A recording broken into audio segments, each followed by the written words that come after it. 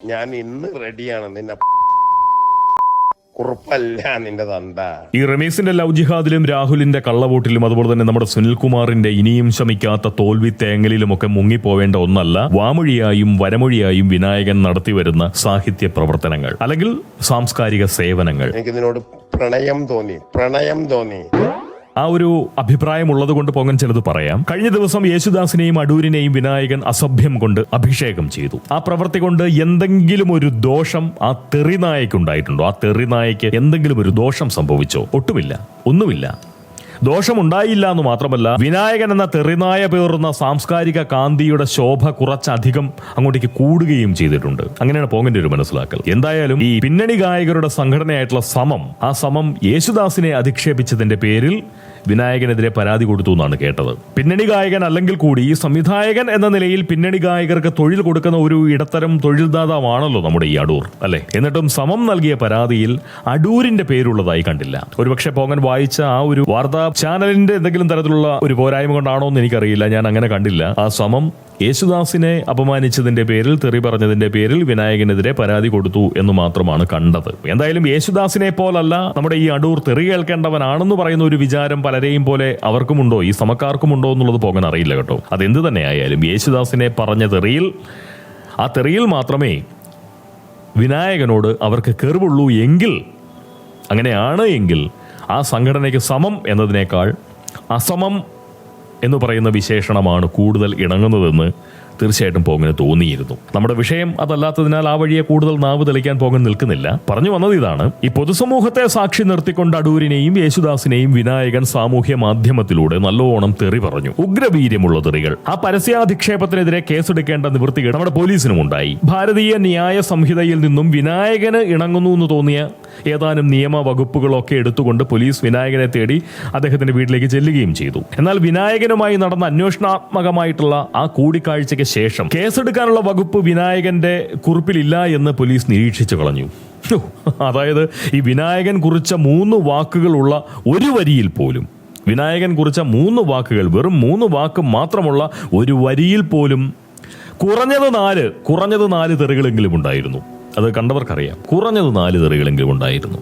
അതായത് 3 വാക്കുള്ള ഒരു വരിയിൽ പോലും കുറഞ്ഞത് 4 തെറി ഉണ്ടായിരുന്നു എന്ന് പറഞ്ഞു കഴിഞ്ഞാൽ എത്ര ഊക്കൻ തെറിയായിരുന്നു, അല്ലെങ്കിൽ എത്രമാത്രം ഗംഭീരമായിട്ടുള്ള തെറി വർഷമായിരുന്നു അതല്ലേ? എന്നിട്ടും കേസെടുക്കാൻ നമ്മുടെ പോലീസിന് സാധിച്ചില്ല. കാരണം തൻ്റേത് തെറിപ്പാട്ടല്ല, ഛന്ദസ്സൊത്ത, അല്ലെങ്കിൽ നല്ല വൃത്തിശുദ്ധിയുള്ള ഒന്നാന്തരം കവിതയാണ് എന്ന് നമ്മുടെ വിനായകൻ പോലീസിനോട് പറഞ്ഞു കളഞ്ഞു. കവിത എഴുത്ത് പോയിട്ട് കവിത കക്കൽ പോലും പ്രബുദ്ധ കേരളത്തിൽ കുറ്റകരമായിട്ടുള്ള സംഗതിയല്ലല്ലോ.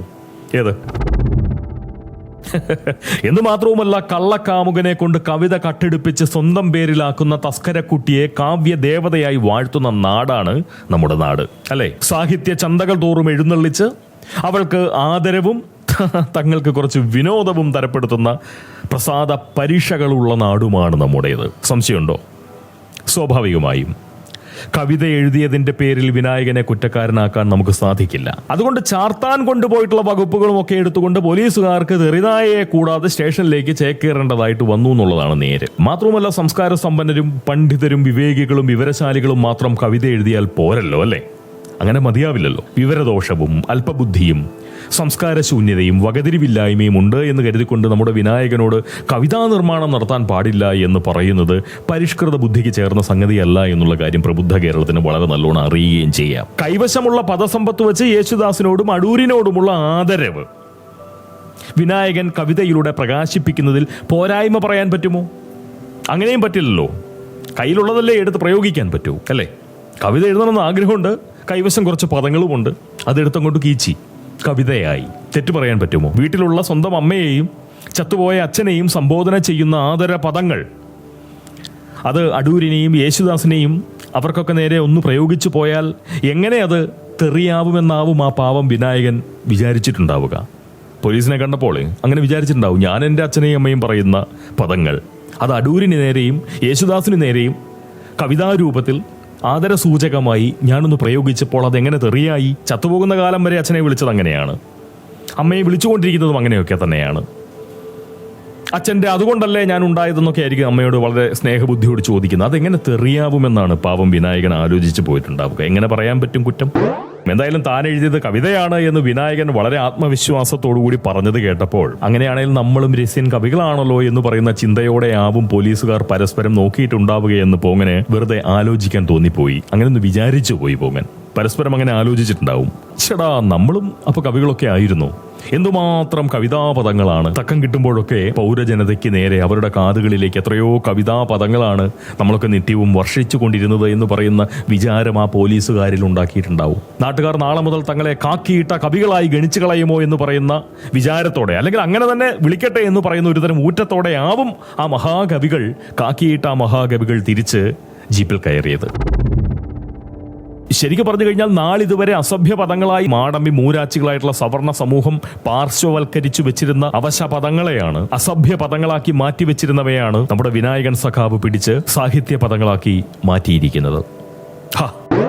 കൊലപാതകവും കൊള്ളയടിയും കൊള്ളിവയ്പുമൊക്കെ കൈമുതലായുള്ളവർക്ക് നാടിന്റെ ഭരണമേൽപ്പിക്കാൻ യാതൊരു മടിയുമില്ലാത്ത മലയാളികൾക്ക് ഇതൊക്കെ തന്നെയാണ് വരേണ്ടത്. അതാണ് പോങ്ങന്റെ ഒരു വിചാരം. എങ്കിലും ഒരൊറ്റ വിഷമം മാത്രമേ ഈ പോങ്ങനുള്ളൂ. വിനായകന്റേത് കവിതയായിരുന്നുവെന്നും അതുകൊണ്ട് കേസെടുക്കാൻ നിർവാഹമില്ല എന്നും പോലീസ് തീർച്ചയായിട്ടും പറയരുതായിരുന്നു. ചന്തി കൊണ്ടുപോലും ചിന്തിക്കാനുള്ള കഴിവില്ലാത്ത ഒരു സമൂഹമാണ് എന്ന് കരുതി പ്രബുദ്ധ കേരളീയരെ പോലീസ് ഇങ്ങനെ കളിയാക്കിയത് വളരെ ക്രൂരതയായി പോയി, മോശമായി പോയി. ബുദ്ധിവൈകല്യം കുറ്റകരമായിട്ടുള്ള ഒരു വിവരാവസ്ഥയല്ല എന്നും ഈ സംസ്കാരശൂന്യത എന്ന് പറയുന്നത് ജയിലിൽ കിടത്തി ചികിത്സ കൊണ്ട് ഭേദമാക്കേണ്ടതായിട്ടുള്ള ഒരു സ്വഭാവ ദീനമല്ല എന്നുമൊക്കെയാണ് പോലീസ് പറയേണ്ടിയിരുന്നത്. അങ്ങനെ പറഞ്ഞിരുന്നുവെങ്കിൽ പ്രബുദ്ധ കേരളത്തിലെ നാനോ ന്യൂനപക്ഷമായിട്ടുള്ള അല്ലെങ്കിൽ ഈ സംവരണരഹിത ന്യൂനപക്ഷമായിട്ടുള്ള പോങ്ങ സമൂഹത്തിന് അത്രയെങ്കിലും ആശ്വസിക്കാൻ കഴിയുമായിരുന്നു. എന്തായാലും ഒരൊറ്റ നിരാശ മാത്രമേ ഈ പോങ്ങനുള്ളൂ.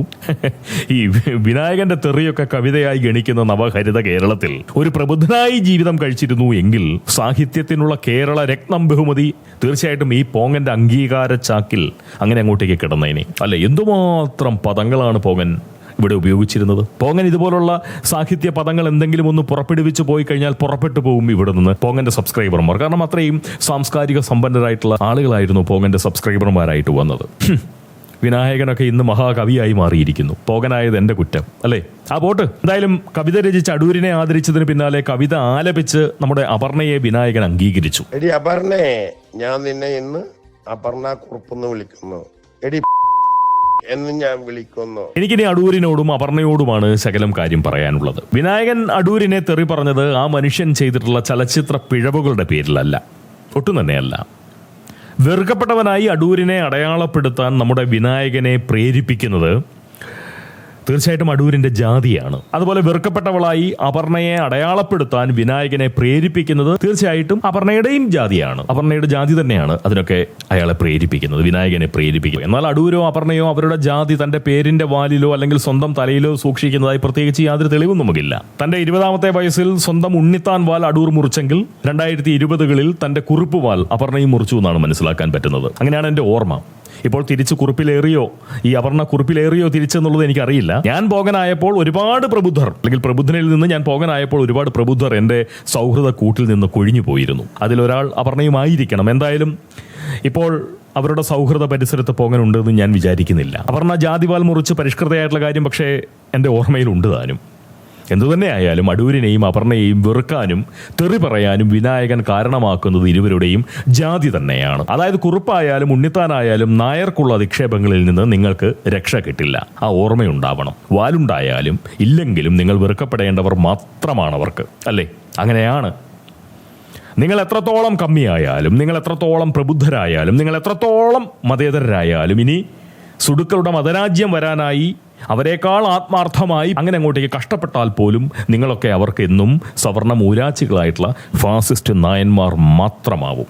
അധിക്ഷേപിക്കപ്പെടേണ്ടവർ, അവഗണിക്കപ്പെടേണ്ടവർ, അകറ്റി നിർത്തേണ്ടവർ. പിന്നെ എന്തിന് ഇങ്ങനെ വാല് മുറിച്ച് നടക്കണം? മിച്ചമുള്ള കാലം നിങ്ങൾ നിർഭയം വാലുള്ളവരായി തന്നെ ജീവിക്കണം എന്ന് പറയുന്നൊരു അഭിപ്രായമാണ് പോങ്ങനുള്ളത്.